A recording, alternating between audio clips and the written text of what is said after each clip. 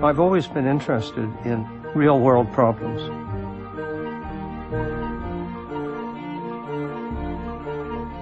When I ran into my first computer, I thought, wow.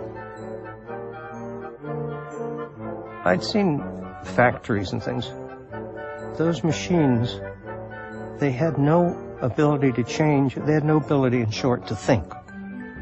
That was the missing element.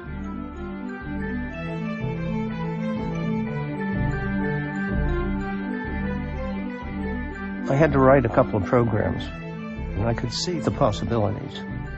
You could do anything with a computer.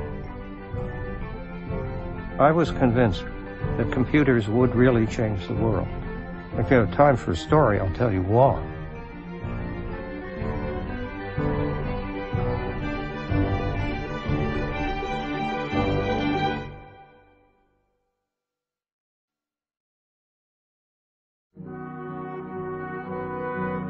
I believe that this nation should commit itself to achieving the goal, before this decade is out, of landing a man on the moon and returning him safely to the earth.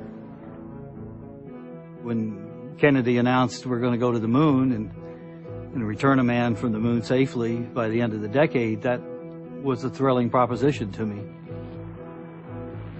When I came out of college, I had 3 goals.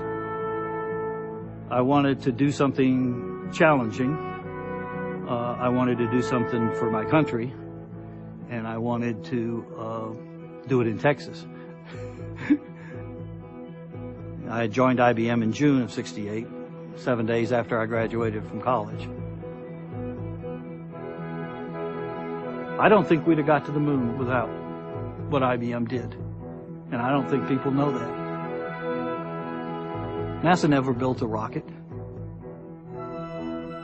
NASA never built a spacecraft. NASA never built a computer. They funded it, they managed it, but industry built it. I think industry deserves every bit as much credit as anyone does. And IBM deserves every bit as much credit as any in industry for the space program. It's one small step for man, one giant leap for mankind. I've probably even talked more about Apollo 13 over the years than I have Apollo 11. Our responsibility was to make sure that the spacecraft was performing as we had hoped it would, and that if it wasn't, then we had lots of work to do. But if you were real good, you could anticipate what you were going to be asked to do before you were even asked to do it. Nothing showed that more than Apollo 13. As the Apollo 13 was some 205,000 miles from Earth, speeding toward its rendezvous with the moon, the fuel cells that supply it with electrical power suddenly failed. One of the things we did was a maneuver to get him back a day early. Actually, to get him back alive. A maneuver which, prior to that mission, could not have been computed by the ground system. We put that capability in to the computer for the first time for Apollo 13. And I know that because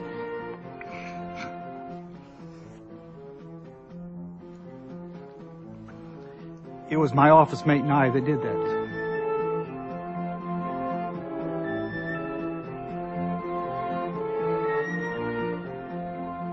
My office mate was the return to Earth expert. I was the maneuver planning expert. Notice how I became an expert in 19 months, but nevertheless, that's the way things work sometimes. People have asked me, weren't you scared of the fact that they could die? I never thought a whole lot about whether they'd make it back again or not. It was just we were going to do everything we could to get them back.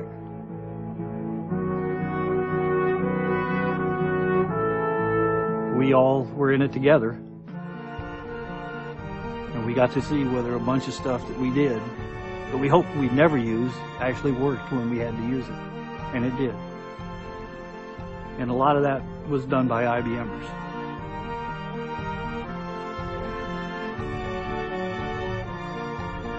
That's my Apollo 13 story, in short.